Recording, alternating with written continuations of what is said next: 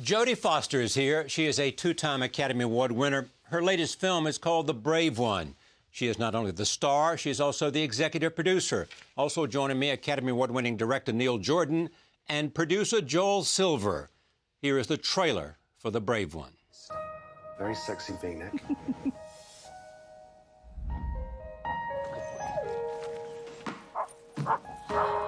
Man, don't you know there's a leash law?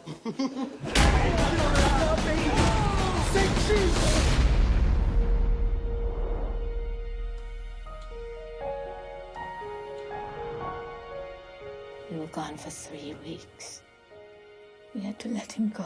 I want to see him again. He's gone. I want to see him again. He's gone, honey. I never understood how people lived with fear. And then it touched me. We got the best detectives in the city working on this, and we will find them. Please be a little bit patient and have a seat over there. An officer will be down shortly to help you. We're on your side. How come it doesn't feel like that? When you love something, every time a bit of it goes, you lose a piece of yourself.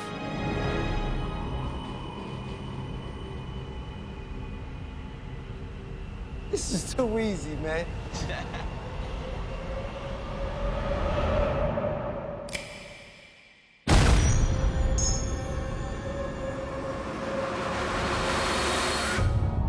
It is astonishing to find that inside you there is a stranger. I killed a man tonight. One that has your arms, your eyes. If anybody's implying that the shooting is justified, let me remind you that we do have a legal system. This stranger is all you are now. There's no going back. How did you pull it back together after what happened to you? You become someone else. There are plenty of ways to die, but you have to figure out a way to live. I used to ask myself if there was someone that I knew that had committed a crime, would I have the fortitude to put them away? And do you?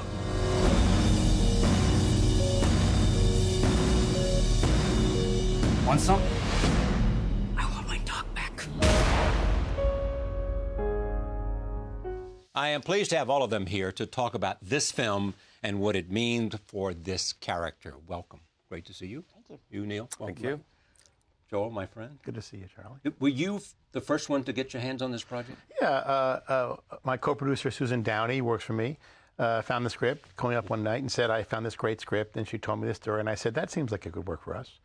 And Why did you say that? Because it was, I always try to make action movies that can be more than that. I try to find, we found with The Matrix that people are okay with seeing action films that are more than just action movies. I've made a lot of stupid action films in my life, which, by the way, I like stupid action films. Don't get me wrong. Especially if they make money. Of course.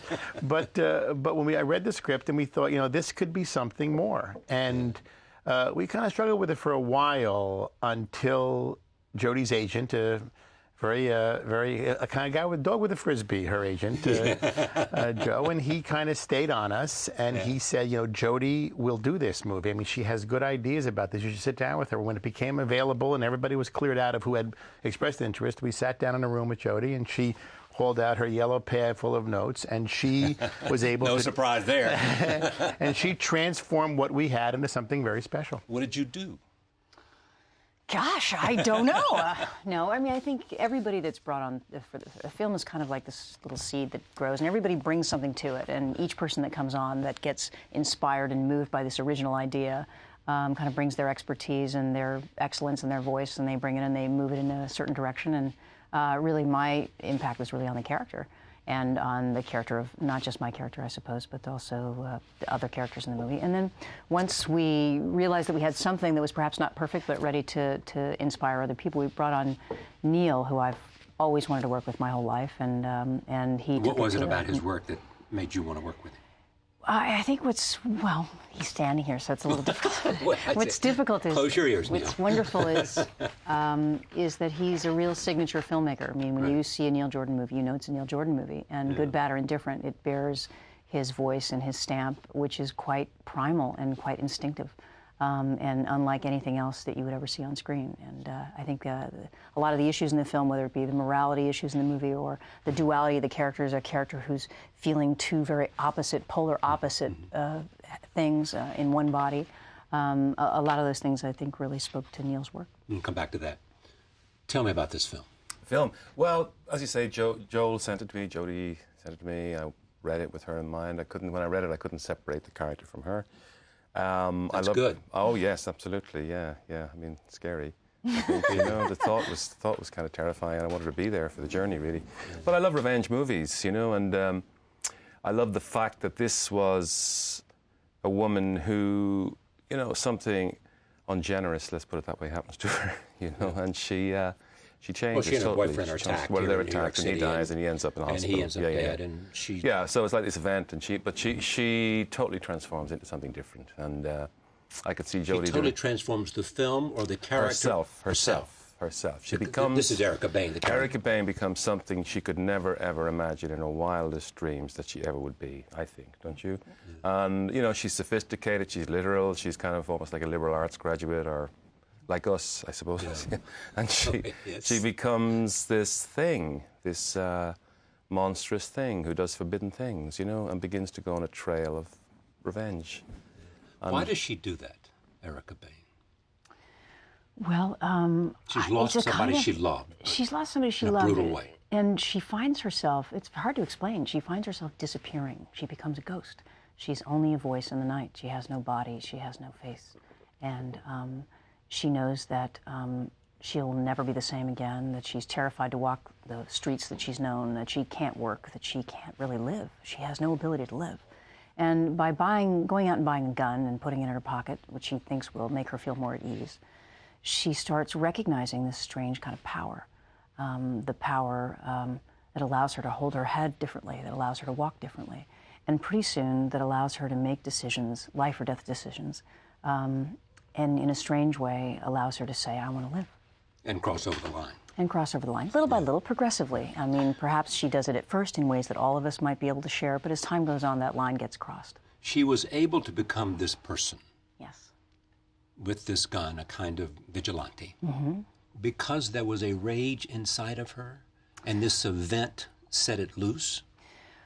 Well, I think that's probably true in hindsight, but as the character, and only speaking as the character, and perhaps the first event is self-defense, an act of self-defense that happens the same way a trigger gets pulled. It happens in an instant. Your life is threatened, somebody says it's you or me, and your first answer is, it's me, I'm going to live, and you're going to die. And with that comes a kind of recognition that this power that you have, the power to materialize with each gunshot, feels pretty good. And little by little, perhaps consciously or unconsciously, she starts seeking out situations that are more engaging with those other parts of life that we're supposed to walk away from, and those places that are unsafe. And she finds herself being drawn towards unsafe places, so that maybe because she wants to do what? Well, there's the magical reason, which is if I construct a situation that is the same as the last situation, let's say, and this time I'm going to change the ending. And if I change the ending and I live and you die, that means maybe David will come back. I know that's crazy. I mean, she is crazy. Yeah.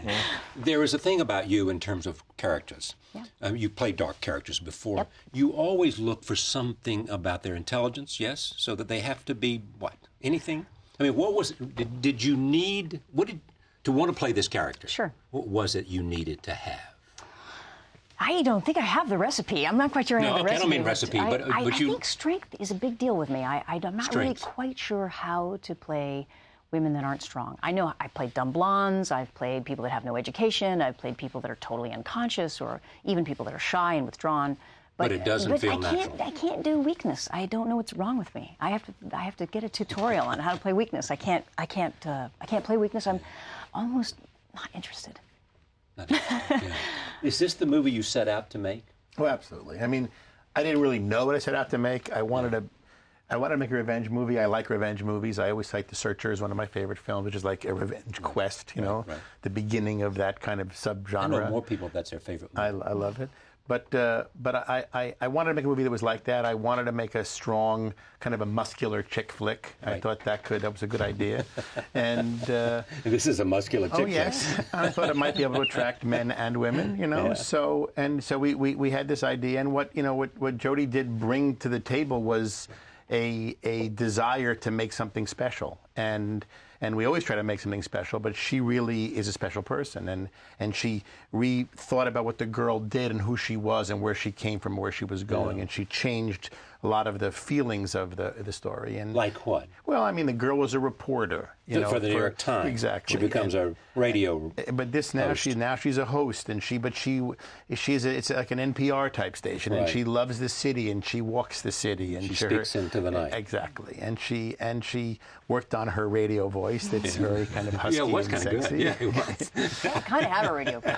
Exactly. The key to it is to have the wrap party about a week before the film ends, and then you sing a lot of Janis Joplin, and the next day you come into the set and you have like one of those great Blythe Danner voices. It's really the key. Next time I give an acting class, that's what I'm going to say. I should mention Terrence Howard's here. Who got him? Whose idea was that? Well, you talked about Terrence, both you. I met Terrence and loved him. And he was great for this real part. He's a great actor, Terrence. Someone said, I read somewhere, that you insisted his name be above the title or something like that. Does that ring true to you? Oh, no, boy, that's interesting. Why would I ever... You'll take credit. I don't have that power. I don't have that power, unfortunately. Well, you have that power, don't you? Well, I mean, we love Terrence. He was great in the movie. I mean, this was Jodie's picture, though. This is Jodie. Of course, it's Jodie's picture. Yeah. You said to someone else that I have the brain of a director. Meaning what?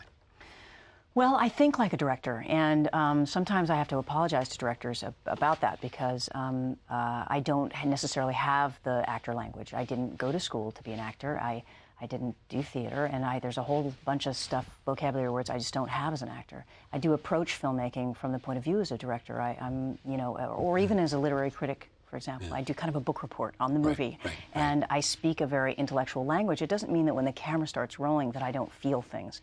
It just means that's the only way that I know how to communicate, and I'm not very comfortable having very emotional, teary-eyed discussions with the director. I like to have the intellectual discussions with the director. I don't know how to share the primal stuff any other way. You like that? What exactly, sir? Well, an actress who also thinks about beyond being just her role. Well, I think every actor does, frankly, particularly people who... The better ones. Particularly people who carry a picture, Yeah. But the interesting thing about Jodie is that it kind of, all that discussive aspect all stopped the moment we started shooting, which was refreshing, really, frankly speaking. Once you started shooting, So, I mean, you're working with somebody who says, here, I am this instrument. Put me to work, make me work for this story. There's another thing that's interesting about you. You have said you want to look up to a director. You want to be safe with a director. You want to feel comfortable. Well, I finally learned, it took me 40 years, I finally figured out that I'm happy when I'm working with a director that I respect and that I admire and that I feel really has a strong vision.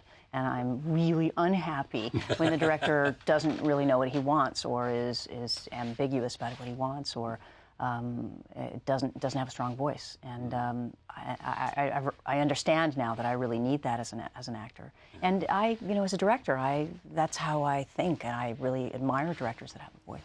What's the morality issue here for this young woman? I mean, look, there's a conflict. There's conflict in the morality. It's not a definite kind of black and white aesthetic. I mean, it's a movie of shades of gray. I mean, and we also provide lots of questions, but not a lot of answers. It's up to the audience. On purpose, you want to leave it as a question, not an answer. Yeah.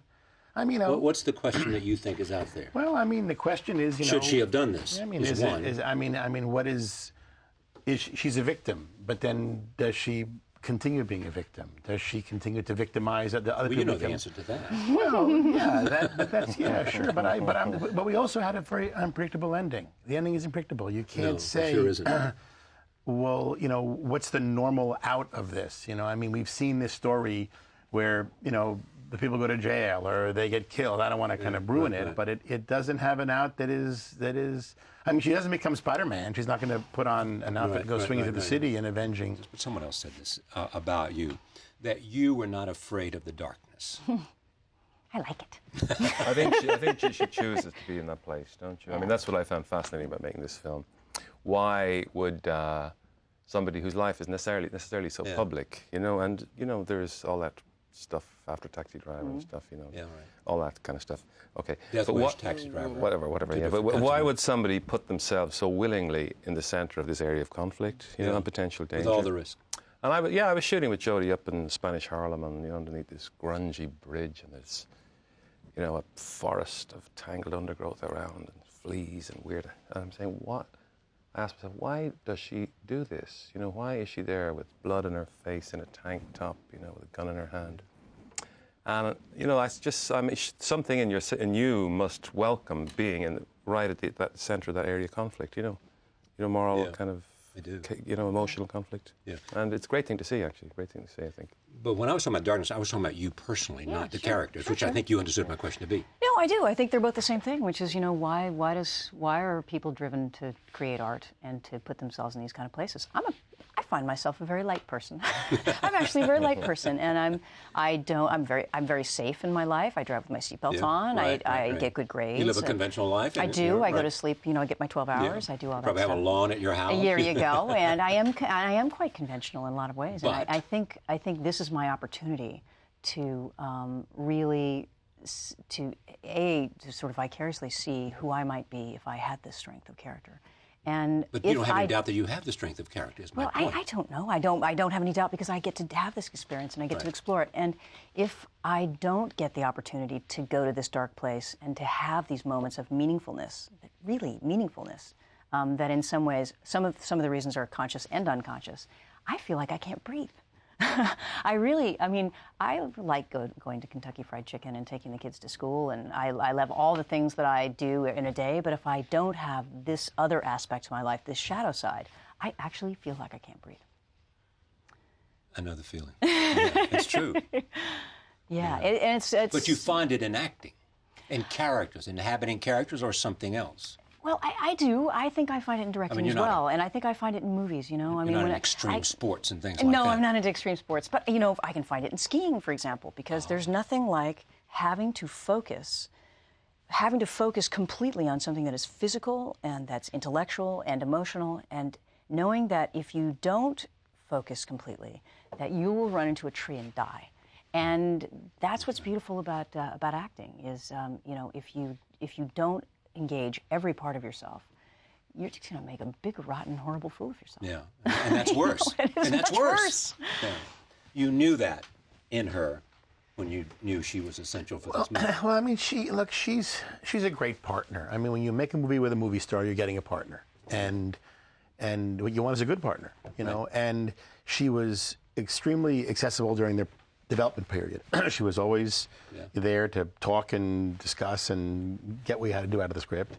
She was incredibly, you know, supportive and great during the production period, which was not easy. I mean, they were Wait, that was not easy? Well, during the production period, I mean, we told our production designer we wanted to see New York in a way that we haven't seen it before, which people have said before in movies, but I mean, there's a great sense of New York in this movie. Not the picture postcard New York, but it's New York. And so we were shooting at night and damp and wet and. My first question when I saw them in this journey at the very beginning: why the hell are they going down there?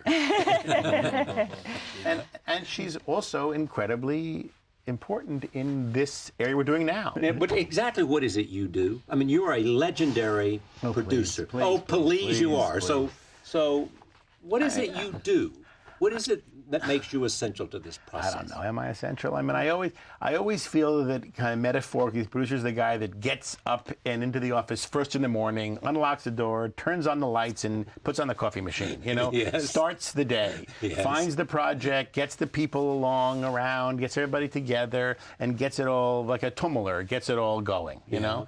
And then I'm there to kind of support the process. Now, I like to work in action movies because it allows me to be collaborative. I mean, these pictures have enormous logistics. They're hard to make. I mean, It's not a period love story or a little romantic comedy. This is a big movie making, and there is a real place for a producer. So I feel that I helped the process along. Well, there's one moment. I think this is, Joel's trying to tell you that he's really about the beginning of the process and the end of the process. But in the middle of the process, for example, we had a scene that's a very crucial scene in the movie, and we all thought it was perfectly fine. And we got a couple weeks before shooting, or a week before shooting even, and Joel looked at us and brought us all in and said, this isn't good enough.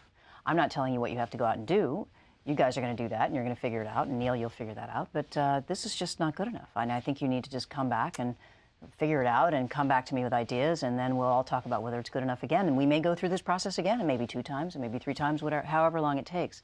And that wasn't Joel saying, you have to do it my way, or I have all the solutions. But you can do better. But you are artists. You guys go out there and do that thing you do. All I'm telling you is I know it's just not good enough. And I think, I don't know about you guys, but it's my favorite scene in the movie. Which scene was that? Which scene is it? The one in the car. It's, yeah. Say it again, Neil.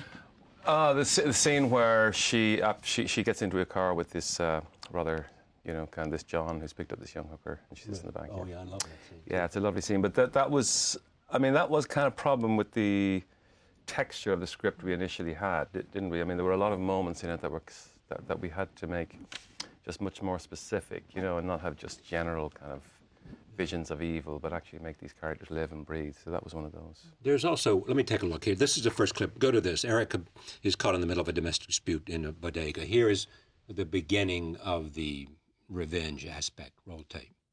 When did you get out? So you won't let me see my kids? You can't be here close. If I can't see them, you won't see them.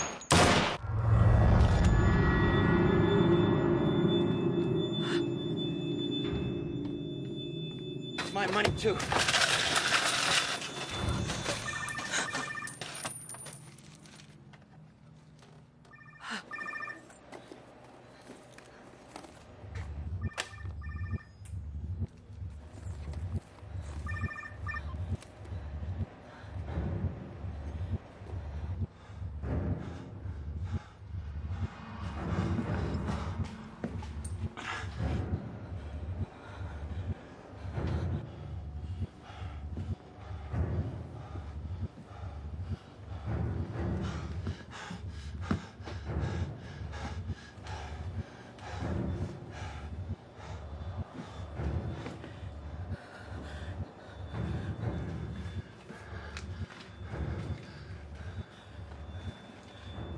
I can hear you breathing.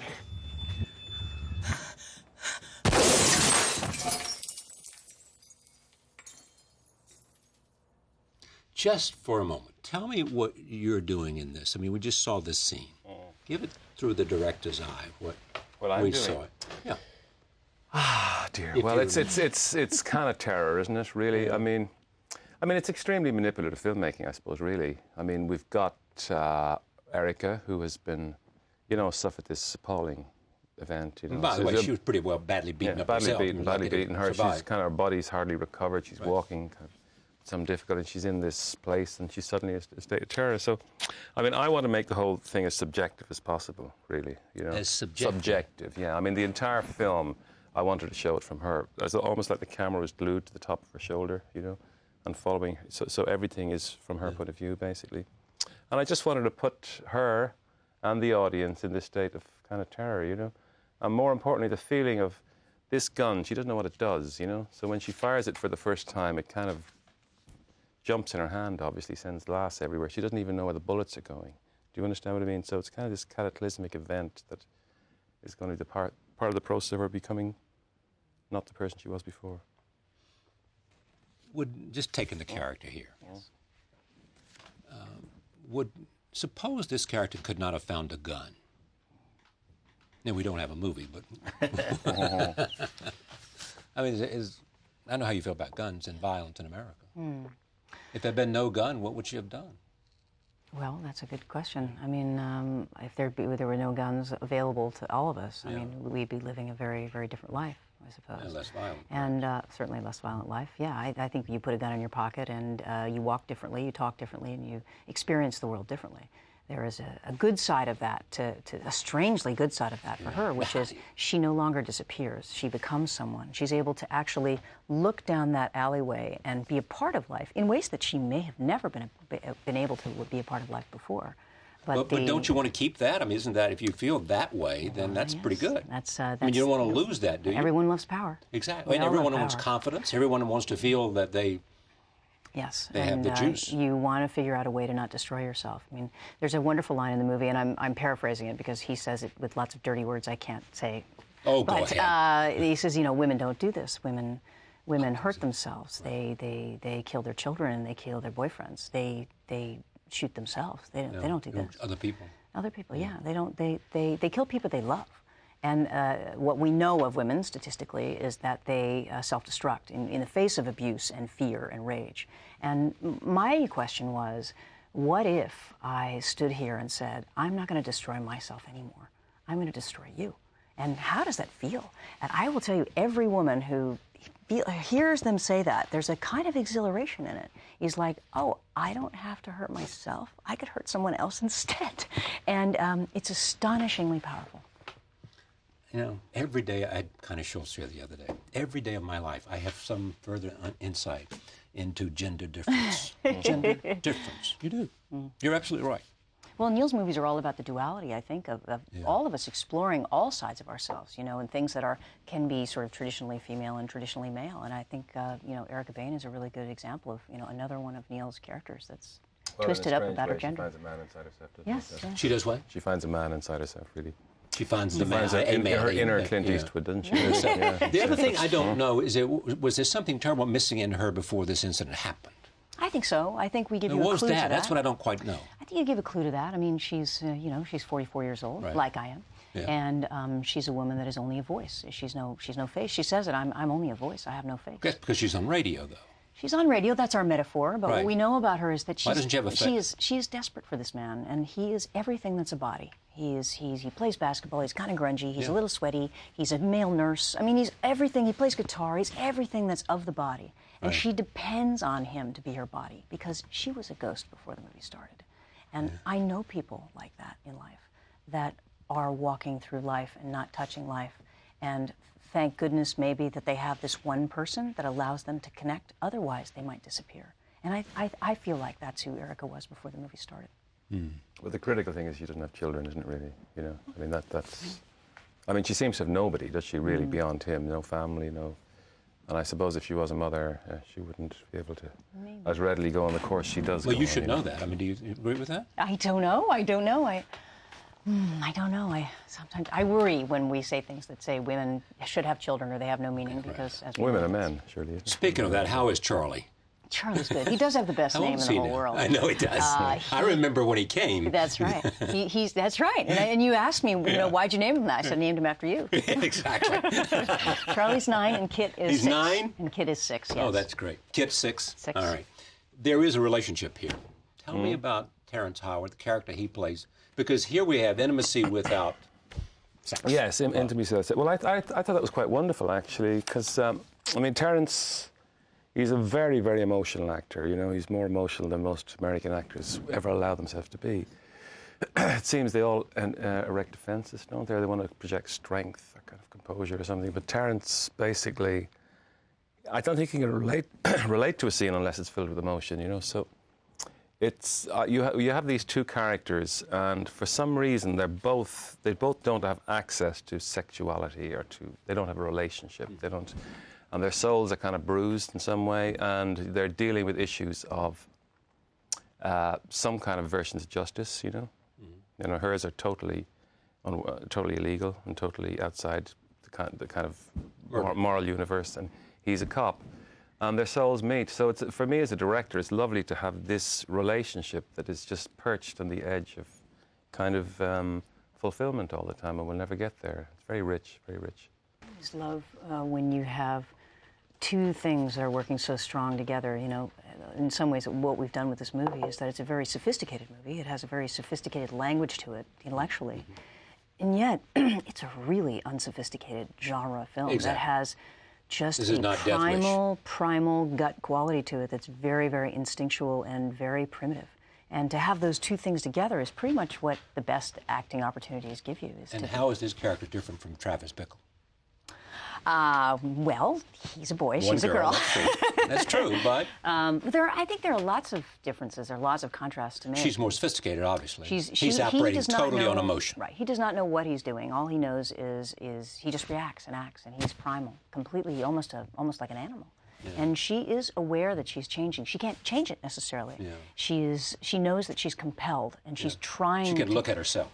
Yeah, she can look at herself from the outside, and in some ways, that's what allows her to have the kind of shame and disgust, as well as the attraction to what she's doing. Yeah. We've talked about the relationship. Here's one last scene where Eric and Terrence Howard, Detective Mercer, talk about the fact that a woman could be a vigilante. Here it is. We got some more information on that subway shooting. Turns out there was a woman on the car. Now, all this time, we've been looking for a man with a gun. It was a woman with a grudge. Well, I guess there's a lot of us out there.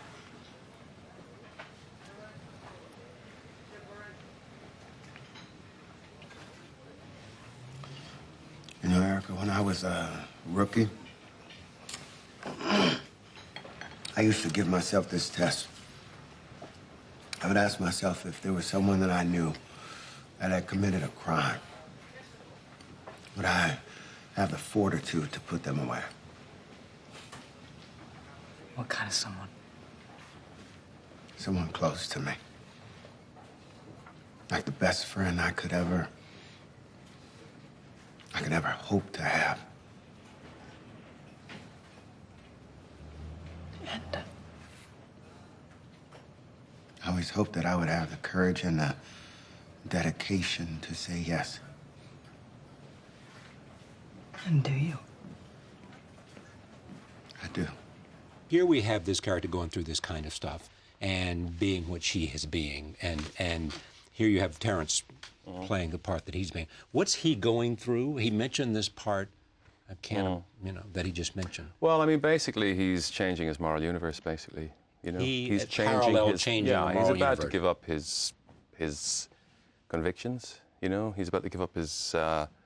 He's wrestling with the fact that he understands her so deeply, and he understands her dilemma and so what does she well, mean to him? and he now knows that she has these crimes, and he now knows she's committed these crimes, and he's got to arrest her, basically, and that's his dilemma. It's a beautiful dilemma, because it's like the dilemma of the head against the heart, isn't it? And the kind of conscience against the emotions. It's a lovely one. I love scenes where two people are talking to each other, only they're talking to each other in some ways, almost in riddles. They're not saying what they really mean. Yeah. And also, I think what's quite beautiful about the dynamic in the movie is that there's two very unconscious, entirely unconscious to both of them, two reasons why they're drawn to each other. They know the reasons they're seemingly drawn to each other. Right. He's a good man, and she feels like she needs to be punished, etc. And he's attracted to her because he wants to fix her. She's a victim, and he wants to fix her. But what she doesn't realize is she's drawn to him because there's something about him that tells her he could be just like her. And his side, he's drawn to her because somewhere in the deep recesses of his mind, he knows she did it, and he likes that. And she has a far more easy and efficient answer to all of his problems. All of his problems as a policeman. And part of him knows, God, if it's that easy, why am I wearing this badge? Why am I wearing this uniform? It's so it's kind of risky thinking a bit, really, but it's a nice dilemma, I think. Are these the kind of conversations that take place as you're making this movie or before you make this movie? Oh, we went through that scene 100 times. We wrote it and rewrote and stuck in lines and took out lines. I mean, there's a lovely thing in Terrence in the dialogue where he reads dead bodies, He goes to a crime scene and the dead talk to him, but the dead don't talk to her. Do you understand? All she wants is this man, this lover who's buried in this graveyard in East New York, to actually say something to her. But of course she hears nothing, whereas the dead speak to him all the time. So there are these kind of ironies and subterranean little bubbles going on in the relationship, which I found good. I think what's nice, though, about our process was that we have had all these conversations before the movie starts, and maybe even days before we shot the scene. But once we're all standing with 120 people inside a diner somewhere in Brooklyn, we pretty much just shoot it. Make it happen. your responsibility is to make sure the action moves as it is if you're a writer, that every in last paragraph of every chapter leads you to go to the next page, chapter. Well, the thing about movie making is it has to be planned. I mean, you can't, I mean, maybe there are some spontaneous things that occur, but movie making is, you know, you have to plan the magic. You know, you have to prepare it and be ready to do it. And you know, once you do it, I mean, you always go back and shoot something again or fix something or do something, but your intention is to get it right the first time. And, you know, with this team that we had, Philip Rousselet, who's the DP, who's fantastic. I mean, what we had is a group that really wanted to get it right. And they did. Why did you call it The Brave One? Well, the original... Opened up a can of worms, did I? No. The original script was called The Brave One. That's the original script that came into us, and it was I saw it as a story about this woman who gets through it, who gets through a horrendous experience in her life and survives about the other end of that tunnel, and that's bravery. And I felt, and the writers felt that was the brave one. What did the star feel? She was conflicted. But, we all were conflicted because it is a beautiful title. It's beautiful, it's strong, it has this kind of spondy thing to it. I mean, it's beautiful. Did you have an alternative? I think we all had 1,000 alternatives, but none of them were as good as The Brave One. And finally, at the end of the day, I think we all looked at each other, I mean, without conflict, and said, well, and as Joel said, look, if you can find me something better, then we'll go with something better. But as far as I'm concerned, this is the best thing we've come up with. Do you think you would have been an actress if you hadn't started so early, so young, so... Absolutely not. No, I don't think I would have. I don't think there would have been any part of me that would have been that would have been obviously drawn into that. And it's too bad because I'm sure I would have spent a lot of years in therapy. Because I am quite intellectual, and I do. You know, my head is everything, and this is an opportunity to kind of channel that through my heart as well. And it's been a real lifesaver for me. I'm asking these two more than you, but I want you. You seem to be poised to me to be a sort of consummate filmmaker. Oh, you know. Well, I'm serious, don't you? Sure. You know, in a sense, to do the kind of thing that Clint Eastwood has made out of his life, you know, and others. But he's a primary example of that. An actor who. Do you have that ambition? Oh, ambition's kind of a big word. Okay. Choose your word. I do. Yeah, I do, because I love movies. I mean, I love renting movies. I love going to the movies. I love talking about movies. I love the thinking, especially the thinking about why we do these things. And that's, you know, I think it's like cutting off my airway if I wasn't able to be in the film, in the film but that's world. being an actress, but you have all these instincts. Why aren't you doing that? Yeah, I know. It is my greatest disappointment. I have directed 2 movies, and I've produced quite a few films, so I feel like it's not like I didn't do anything. No, it's not. But I should have directed more movies at this point. And the bad thing about the acting is that, you know, you get taken away for so long that it's impossible to be able to give the 100% commitment to directing unless you say, I'm only going to direct. Especially if you do personal films, you know. Other people, they do lots of other movies. They do the action films and they do the other things. I make personal movies, and personal movies are hard to get off the ground. Thank you for coming. Thank you. Great to see you. Cheers. Neil? Our pleasure. Mine. The Brave One. Jodie Foster, Terrence Howard, nationwide on Friday, September 14th.